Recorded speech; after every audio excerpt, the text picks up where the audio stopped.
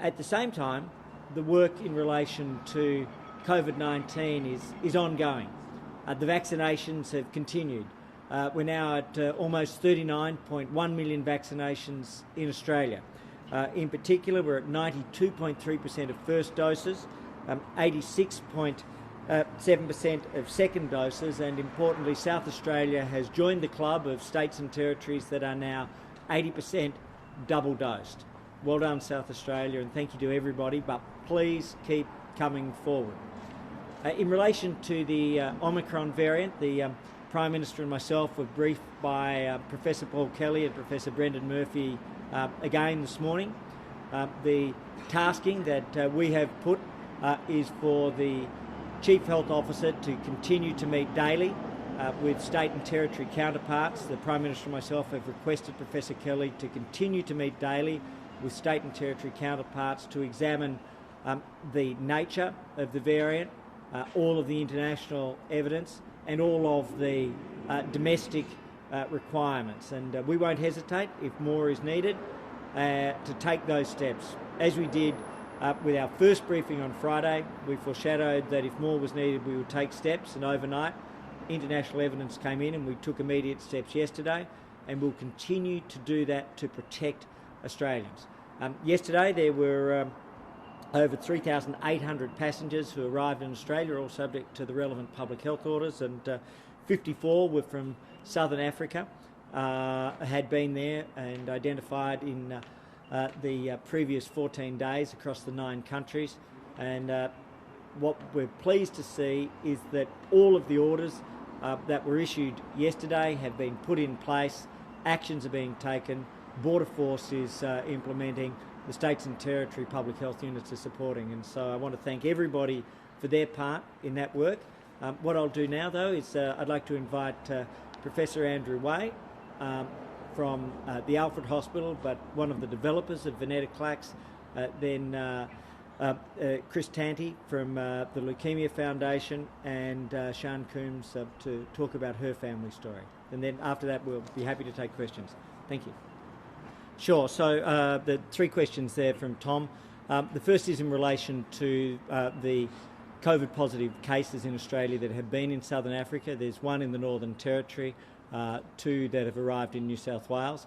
At this stage, all are confirmed as positive, none are confirmed as Omicron. The DNA sequencing is being carried out by the state and territory public health units. We don't have any advice on that yet. These processes, the sequencing can take a little bit of time, but both public health units are doing their work. So as they know, they will release the details both to the federal government and to the public, and we'll just wait on that. But what I'm pleased at is that we've taken all of the measures.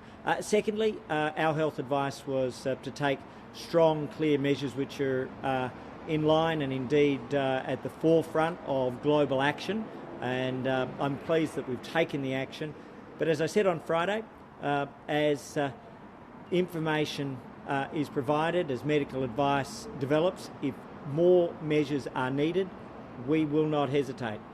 We took a big step yesterday to block flights from 9 countries, to prevent the arrival of non-Australian citizens or residents from 9 countries, and to require the quarantine for 14 days for people who have been in those 9 countries was a significant imposition. It is a significant hardship, but it was an important step forward.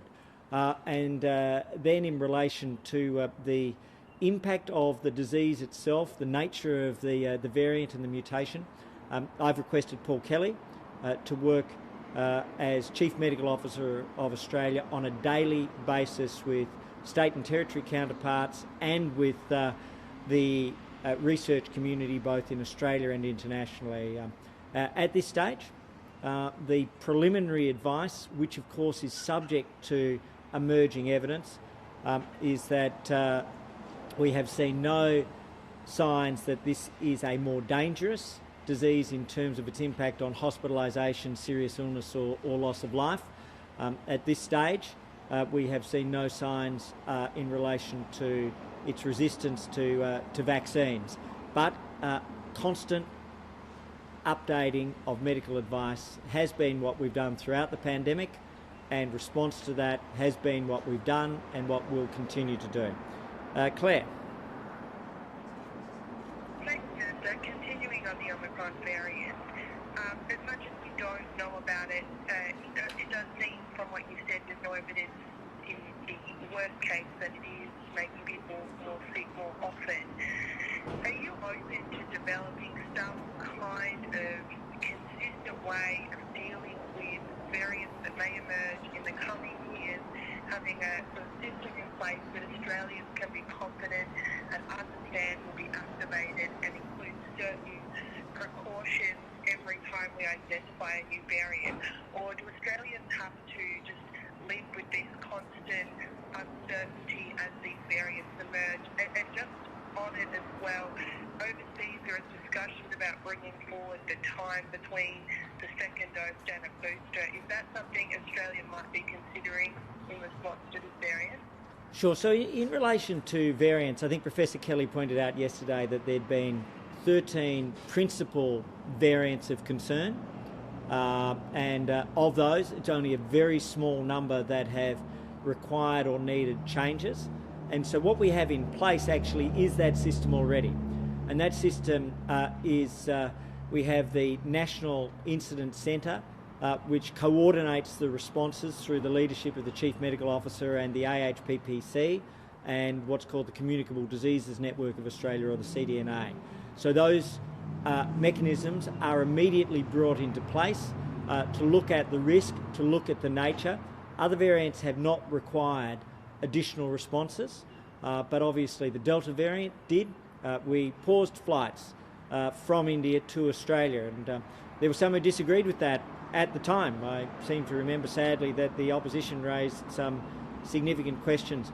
We were receiving 14% of positives on the flights into Howard Springs at the highest level, and then by pausing for 2 weeks, by updating the measures for pre-departure, we were able to reduce to 0.5% the positive cases on arrival. So the answer is that system is established through the National Incident Centre, the AHPPC and the Communicable Diseases Network of Australia, and they examine emerging variants, and I think 13 major variants, and of those only a very small number have required a significant response, the UK, the Delta, and now the Omicron.